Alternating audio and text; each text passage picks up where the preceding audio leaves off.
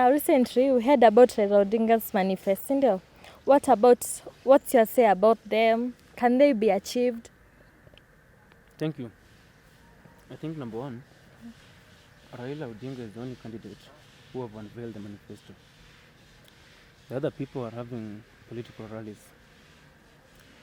It's like seducing a lady and not paying a dowry or going to see their home. But if you talk about Raila Odinga, you have shown the interest and you have approached the public and given them that, guys, the reasons why I want to run is this. Most people only talk about Raila Odinga's manifesto that he released some few days ago. But what people tend to forget, that Raila and AZIMIO, La UMOJA by then, there was no one Kenya, had released their intention for contesting when Raila accepted the will of the Kenyans on 10th of December last year. And he told the Kenyans the 10-point agenda, a framework of why he have accepted the call and why he was running. Coming to the relevance of the manifesto, number one, I think Raila is not new in Kenyan politics. Raila is someone that has been in the Kenyan political sphere for quite a while. You have seen the struggles of Kenyans and you have seen the gains of Kenyans. Number two, the manifesto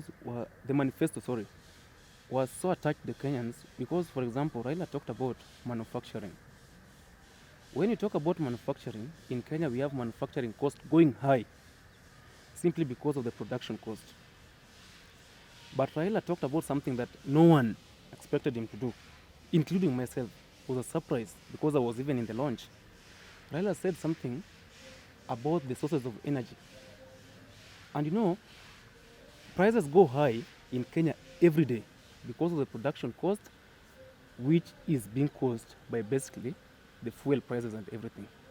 But Raila talked about something that we need to move from fossil fuel into hydrogen generations, sort of energy to be used. We have a lot of rivers, like water in Kenya is not a big deal. So our production of energy can be high. And if you have a higher production of energy, it means that the production cost will be reduced. Again, if you talk about production, he talked about agriculture. And when Raila was talking about agriculture, what I feel is very relevant to the Kenyan voter and each and every person who is sensible anyway, is because, number one, look at when he talked about agriculture. Agricultural produce that we produce today is not final consumable products. But we don't end that product. We produce coffee and export it to UK. Then the same coffee is being added with some things and being furnished and being imported back to us. And we go to a supermarket and shelves and everywhere and buy it at a very high price.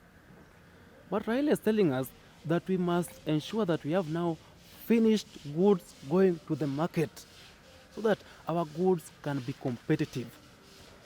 What will be the effect of this?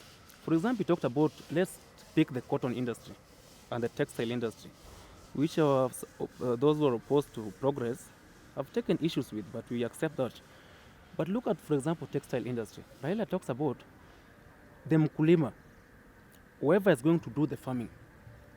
You know, when I'm doing farming to take to the factory, I cannot do farming of half an acre or a quarter acre. I'm going to do farming in large scale, which is actually now cash crop. Cotton as a cash crop. Number one, there will be people, tractors and everyone. County governments have tractors that they hire to people. That one means even the revenues of our counties are going to be high. For those that are going to need, because I'm not going to use county government tractors for free.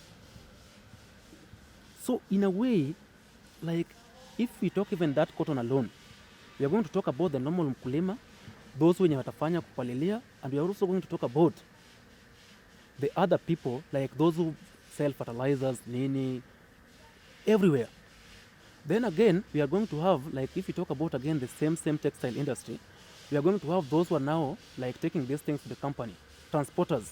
We are going to have companies being hired to transport these things. We are going to have drivers being employed. So like you see, when Raila was talking, it's a whole chain of benefits. But because we are a lazy state, We want finished goods that are being deposited on our table. We are a country that people don't want to work for their progress, but we are a country that people want to enjoy their progress. So to me, and many other things, if you talk about barber care, who does not know, like, Kenyans today medication is so high? I hear false talks about, like Raila said, we are going to have university free from CBC to university. University was just a term to represent tertiary learning. Raila never said that all people are going to do the university, because even that one will defeat the structure of CBC.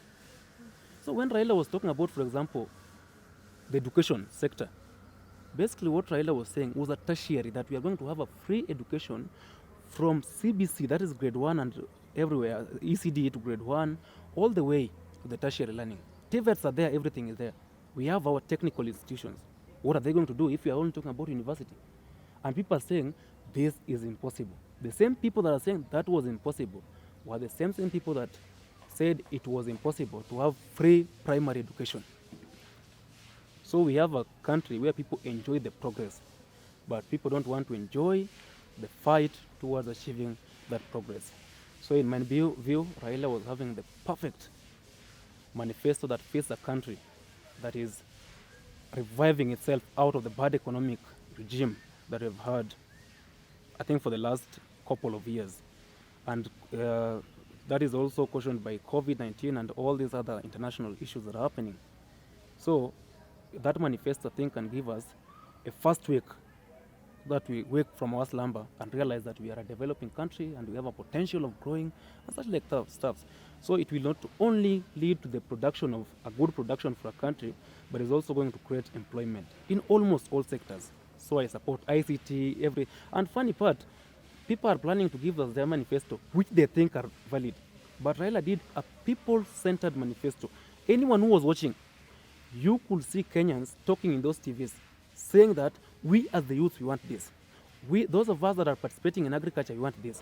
Those of us who want blue economy, we want this. We want prices of fish to be like this. We want like this process to be, you know. But now these other people, like my brother here who have talked about Kenya Kwanza, maybe they'll tell us what they stand for, because I've never known their manifesto up to the moment that I'm talking. I only hear them talking about on tops of lorries and on tops of everyone, which are basically rallies, but we leave that one for another day. Maybe they can convince me. But as for now, Raila's manifesto are one of the best, and I support.